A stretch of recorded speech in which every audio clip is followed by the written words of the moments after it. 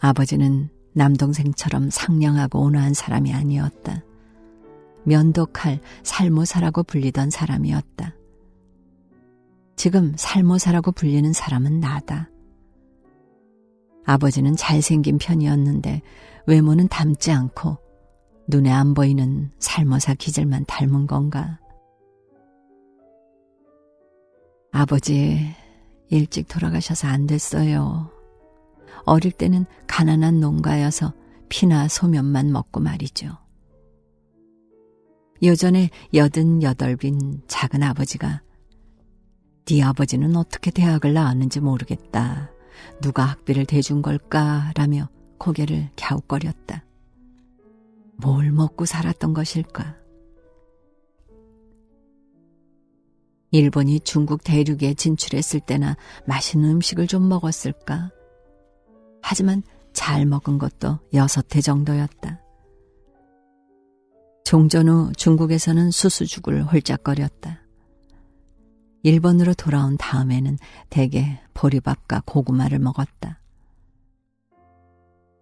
그리고 아이를 터무니없이 많이 낳았다. 외동이었다면 나는 땜통도 잇자국도 얻지 않았을지도 모른다. 나는 아침 식사가 끝날 무렵이 싫었다. 우리 집에서는 된장국 그릇 속에 국물을 우리고 남은 멸치를 한 사람당 2~3마리씩 배급했다. 칼슘이다. 먹어. 아버지는 눈을 희번덕거렸다. 그건 정말로 맛이 없어요. 입안이 따끔거린다고요. 나는 2번 다시 그 멸치를 먹고 싶지 않다. 아무리 배추 밑동이 맛있어도 멸치 하나 때문에 아침 식사가 엉망이 되는 것 같았다.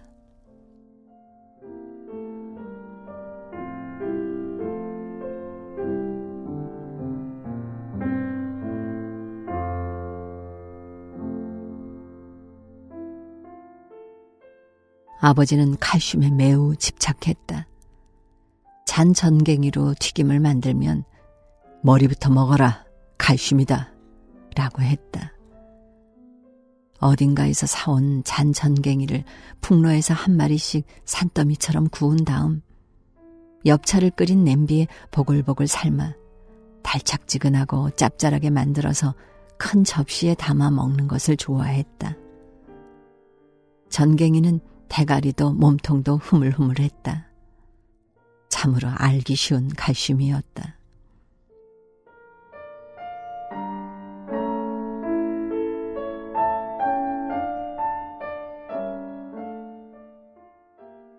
일본의 맛있는 음식은 거의 다 술안주다.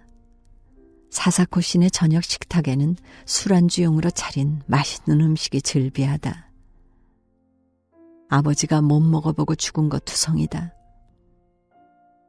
아버지가 좀 더 오래 살았더라면, 요리라면 결코 빠지지 않는 엄마가 도미 다시마 절임 정도는 만들어 드렸겠지. 그래도 아버지는 전갱이 회를 먹고 남은 등뼈를 칼슘이라며 튀겨서 소금을 뿌려 먹을지도 모른다.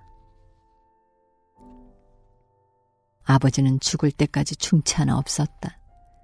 상아색을 띤 투명하게 빛나는 훌륭한 이였다. 맥주병 마개 같은 건 이로 뽑았다. 그랬던 아버지의 이가 그대로 화장터에서 재로 흩어졌다고 생각하면 분하다.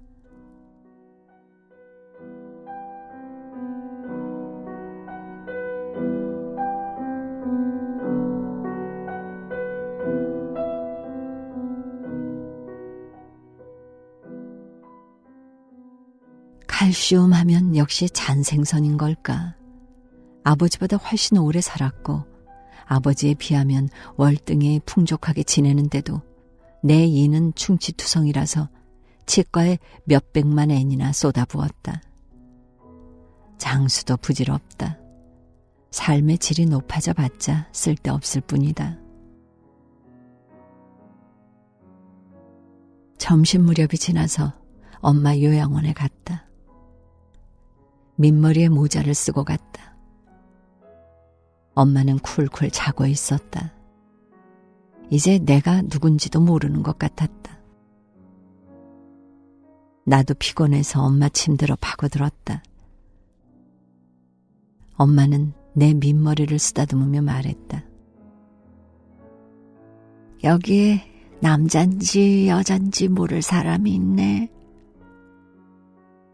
엄마 남편은 산후리 치지? 아무것도 안 한 지 한참 됐어.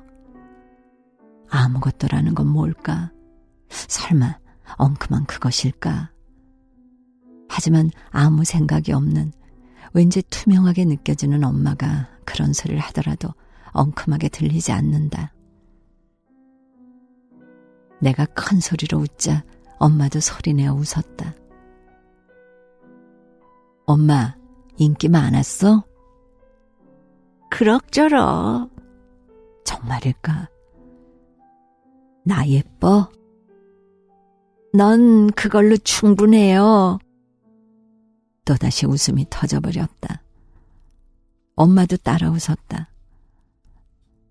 갑자기 엄마가 희미하게 중얼거렸다. 여름은 발견되길 기다릴 뿐이란다. 나는 할 말을 잃었다.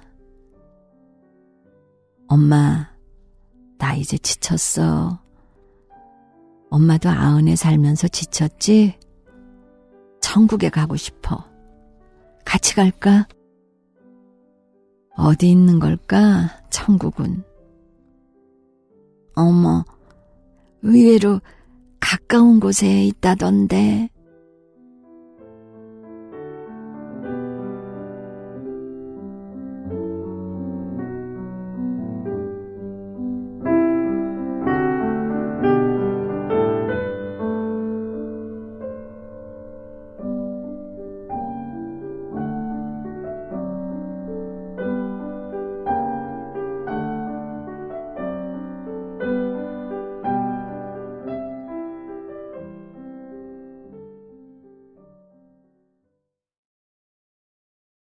XSFM입니다.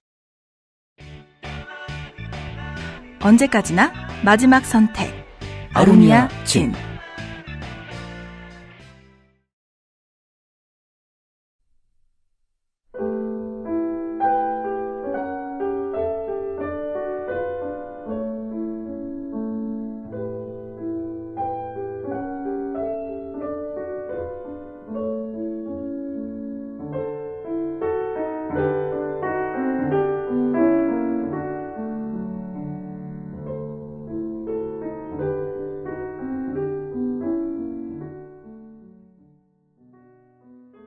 생활의 발견. 2008년 겨울. 싱글벙글 씨가 왔다. 싱글벙글 씨가 생기발랄했던 적은 한 번도 없다. 키가 껑충한 시체가 걷다가 바람에 날리는 모양새다. 대개는 코를 훌쩍이고 있다. 싱글벙글 씨는 고우가 흰 수염을 기른 듯한 얼굴에 골격도 비슷하다. 하지만 싱글벙글 씨에 비하면 고우는 드센 열기와 광기를 내뿜어서 품위가 없다. 처음 싱글벙글 씨를 봤을 때, 아, 사람이 저렇게 살아갈 수도 있구나, 저런 식으로 살아도 되는구나 라는 느낌을 받았다. 몸 전체에 바람이 불어오는 것 같았다. 싱글벙글 씨는 기타카루 의자와의 슈퍼마켓 통로에 쭈그리고 앉아서 여기저기 물건을 변명처럼 늘어놓고 있었다. 손님에게 싱글벙글 웃어줄 마음이 조금도 없어 보이는 골동품 가게 주인이었다. 전쟁 전에 출간된 표지도 본 적 없는 세계문학 전집이 달랑 한 권 놓여 있었다. 외나무 다리라는 책으로 가격은 100엔이었다. 초등학교 1학년짜리 용으로 보이는 나무 의자도 100엔에 팔았다. 나는 의자를 2개 샀다. 뚜껑이 없고 우툴두툴한 동으로 만든 조그만 자주전자도 굴러다녔다. 얼마냐고 물었더니 소리 없이 웃으며 그냥 가져가요 라기에 덥석 받아왔다.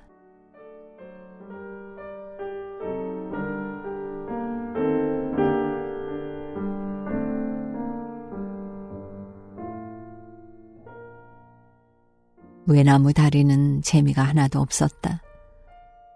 의자는 집안에 놓아두기만 해도 귀여웠다. 찻주전자는 꽃을 꽂았더니 운치 있었다. 싱글벙글 씨는 우리 집에 들어오자마자 소파로 가더니 잠시 후 벌렁 들어누웠다. 30초나 앉아 있었을까. 싱글벙글 씨는 몹시 근사하고 짤막한 손뜨개 스웨터를 입고 있었다. 받쳐 입은 티셔츠 아래 자락이 밖으로 삐져나와 있었다. 소매도 팔꿈치 아래까지만 오는 녹색과 빨강, 회색의 두꺼운 줄무늬 스웨터였다. 아주 잘 어울렸다. 스웨터를 칭찬하자 하하 숨을 몰아쉬며 당장이라도 죽을 듯한 쉰 목소리로 이거 할머니가 만들어줬어 라고 내뱉고 눈을 감았다. 오늘 보니 새하얀 피부에 눈을 감은 모습이 꼭 시체 같았다. 예전에도 피부가 너무 하얘서 아들인 유에게 너희 아버지 어디 안 좋으시니? 하고 묻자 키득거리면서 안 좋은 데 없어요. 정상이에요. 라게 안심한 적이 있다. 싱글벙글 씨는 할머니라고 부르는 자기 엄마를 무척 좋아해서 처음에는 엄마 이야기만 잔뜩 늘어놓았다.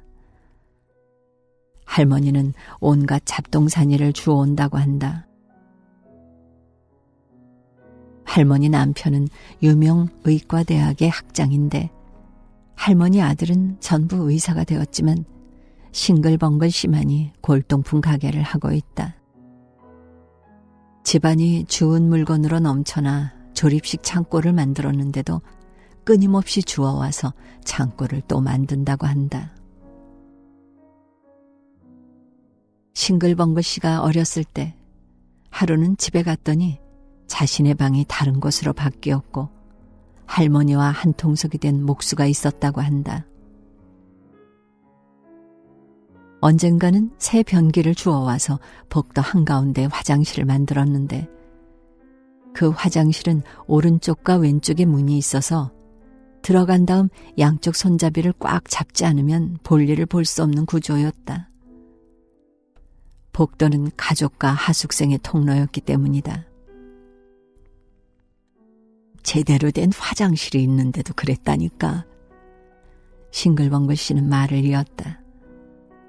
할머니의 부모가 죽었을 때 집과 부지를 여동생과 함께 상속받았는데 집은 부지의 한가운데 있었다. 여동생은 당연히 건물을 없애고 땅을 활용하려 했지만 할머니는 목수를 데려와 톱으로 그 집을 절반으로 나누어 보존했다고 한다.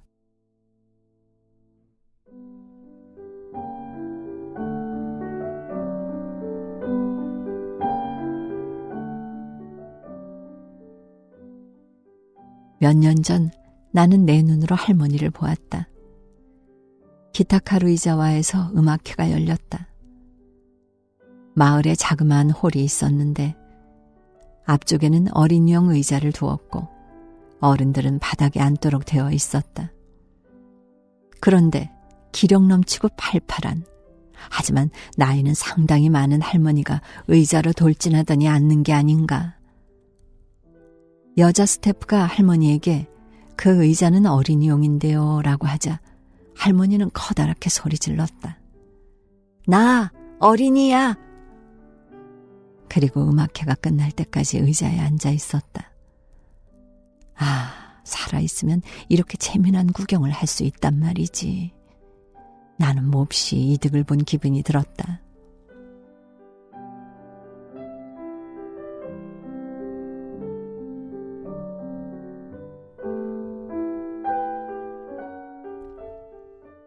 할머니는 최근에 또 목수한테 부탁해서 침대를 만들었다.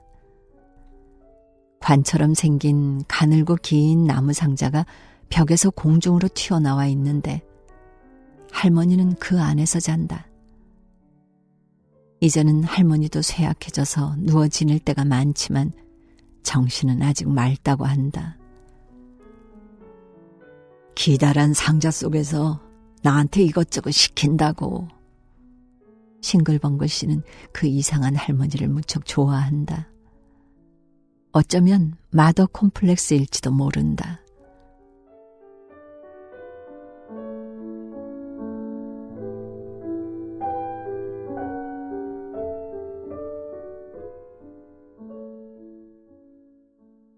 싱글벙글 씨는 활력이라는 것을 할머니 뱃속에 두고 온 모양이다. 시체처럼 소파에 늘어진 싱글벙글 씨는 다리가 길어서 소파 가장자리에서 다리를 접고 흔들어댔다. 오늘은 성욕은 있지만 정력은 없다라는 테마로 헉헉거리면서도 끊임없이 말을 늘어놓았다. 싱글벙글 씨가 왔으니 마작 멤버를 모았다. 곧 죽을 지경이라도 마작은 하러 들어온다. 농담을 총알처럼 발사하는 다케에모는 자영업자라서 언제든지 부르면 온다. 이웃집 벤츠 부인도 왔다. 벤츠 부인은 내일 골프 치러 간다며 일찍 돌아갔고 자전거로 온 다케에모는 새벽 2시인지 3시쯤에 돌아갔다. 하지만 싱글벙글 씨는 마작이 끝나면 우리 집에서 자고 간다. 2층 침실에서 죽은 사람처럼 푹 쓰러져서 다음 날은 오후까지 잔다. 싱글벙글 씨는 우리 집에 오면 집에 갈 에너지가 다 닳아서 귀가를 다음 날로 미루는 듯 했다.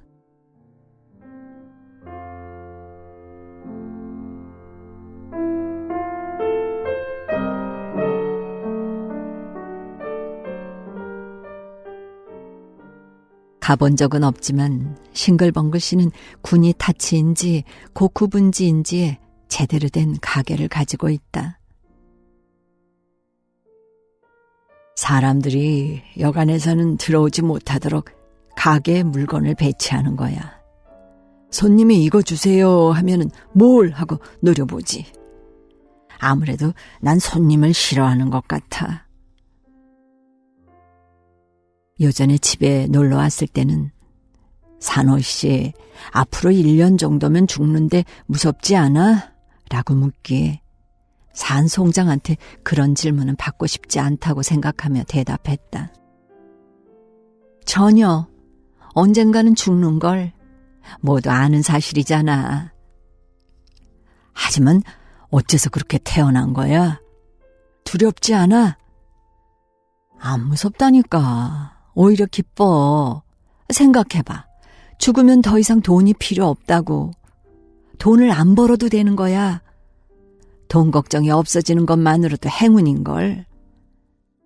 정말로 안 무서워? 그렇다니까. 게다가 암은 정말로 좋은 병이야. 때가 되면 죽으니까. 훨씬 더 힘든 병도 얼마든지 있다고. 류머티즘 같은 건 점점 나빠지기만 할 뿐이고 계속 아픈데도 낫질 않잖아. 죽을 때까지 인공투석을 해야 하는 병도 있고 뇌경색으로 쓰러져서 말을 못하게 된다거나 몸은 건강해도 치매에 걸리는 경우도 있지. 어째서 암만 가지고 장렬한 싸움이니 뭐니 하는 거지? 딱히 싸울 필요도 없잖아. 난 싸우는 사람 질색이야.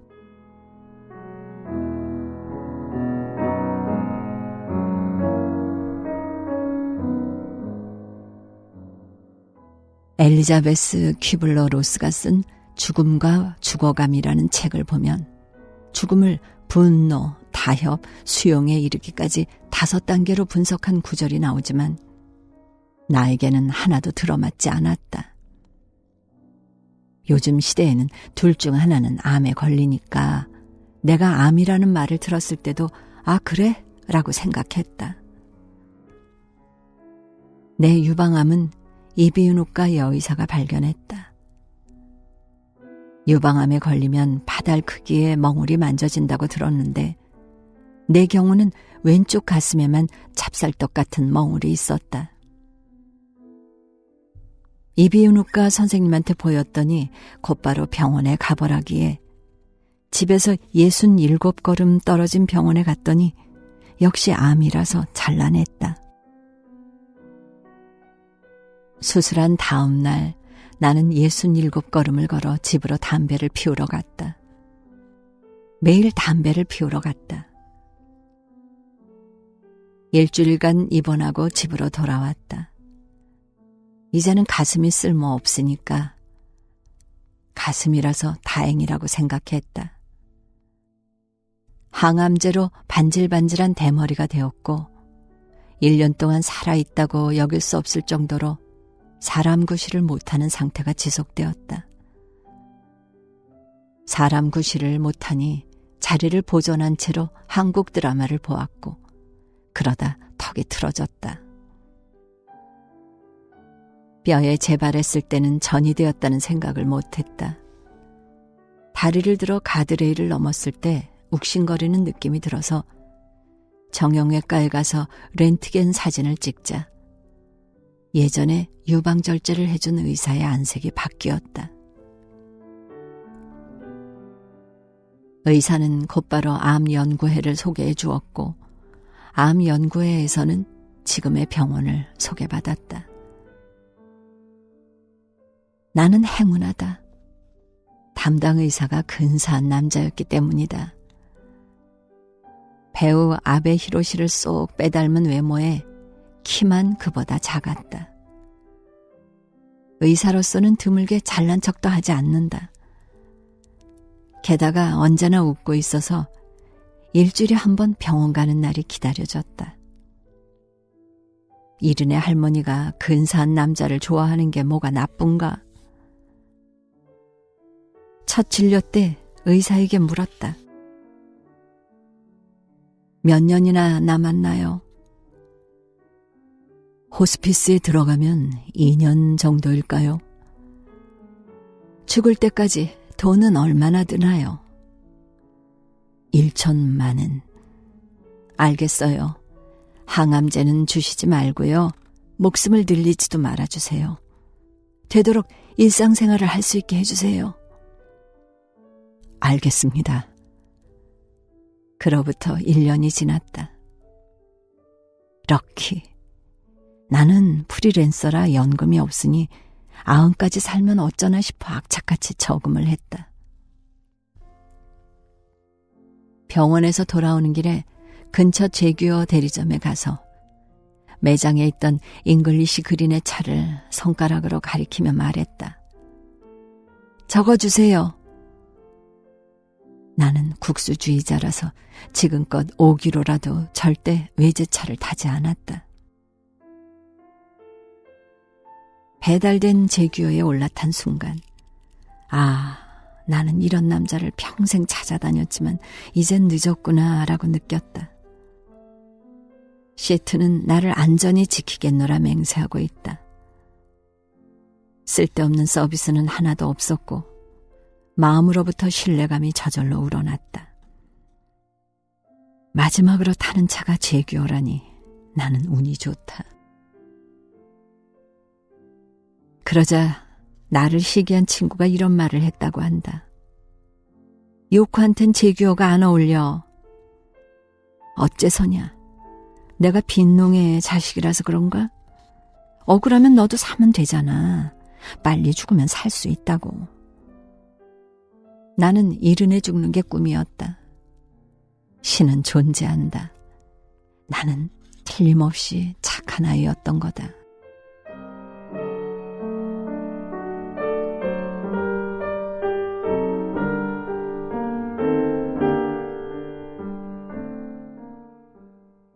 산지 일주일 만에 제규어는 너덜너덜해졌다. 나는 주차가 서투른데 우리 집 주차장은 좁기 때문이다. 너덜너덜해졌을 뿐만 아니라 까마귀가 보니 뒤에 매일 똥을 쌌다. 내게는 지금 그 어떤 의무도 없다. 아들은 다 컸고 엄마도 2년 전에 죽었다. 꼭 하고 싶은 일이 있어서 죽지 못할 정도로 일을 좋아하지도 않는다. 남은 날이 2년이라는 말을 듣자 10수년 동안 나를 괴롭힌 우울증이 거의 사라졌다. 인간은 신기하다. 인생이 갑자기 알차게 변했다. 매일이 즐거워서 견딜 수가 없다. 죽는다는 사실을 아는 건 자유의 획득이나 다름없다. 나는 아버지에게 감사한다. 아버지는 설교를 좋아했다. 저녁 식사 때면 반드시 훈계를 늘어놓았다. 사람은 성격을 고쳐줄 의사가 이웃집에 살아도 찾아가지 않지만 새끼손가락을 치료하기 위해서는 천리길도 마다하지 않는다는 식이었다. 철없던 나는 성격이 나쁜 사람은 자기 성격이 나쁘다는 사실을 모르지 않을까라는 생각을 했다. 한 권의 책밖에 읽지 않아도 진정한 독서가라고 불리는 사람이 있다라는 설교도 있었다. 그리고 어제 우연히 그런 책과 만나게 되었다. 리니 탕이 쓴 생활의 발견이었다.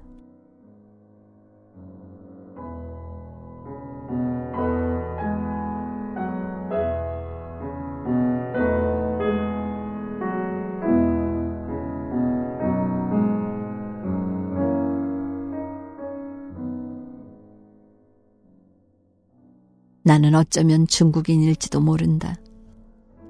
지금까지 무엇을 읽고 무엇으로 살아온 건가라는 생각마저 들게 하는 책이어서 흥분했다.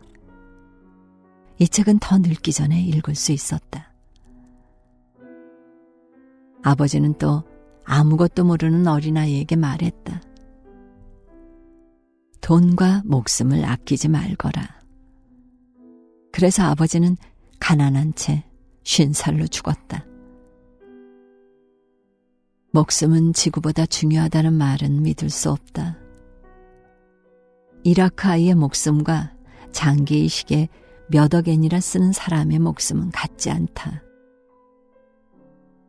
나도 목숨을 아끼고 싶지 않다. 오빠는 11살 때, 동생은 4살 때 이라크 아이들처럼 죽었다. 아이를 잃은 엄마의 슬픔은 지구보다 무거울지도 모른다.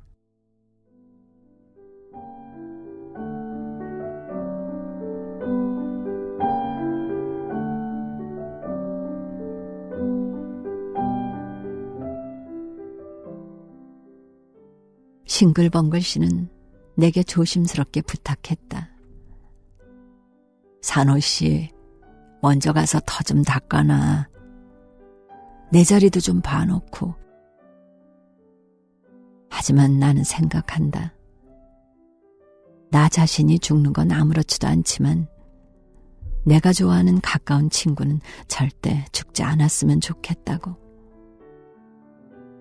죽음은 내가 아닌 다른 이들에게 찾아올 때 의미를 가진다.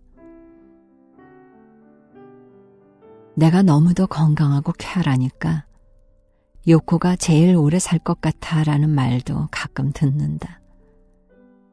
그럴 때면 죽을 자신이 없어져서 곤란하다.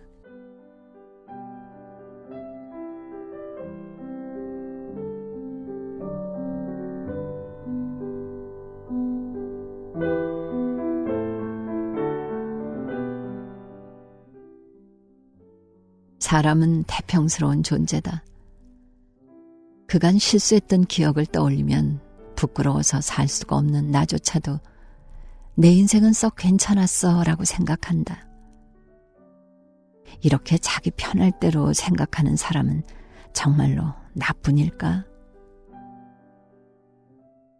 나는 싱글벙글 씨에게 부탁했다.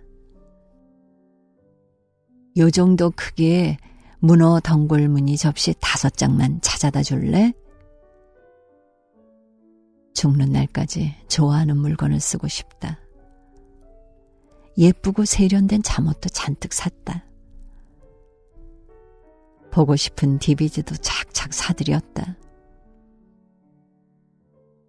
지금 가장 좋아하는 남자는 모건 프리먼이다.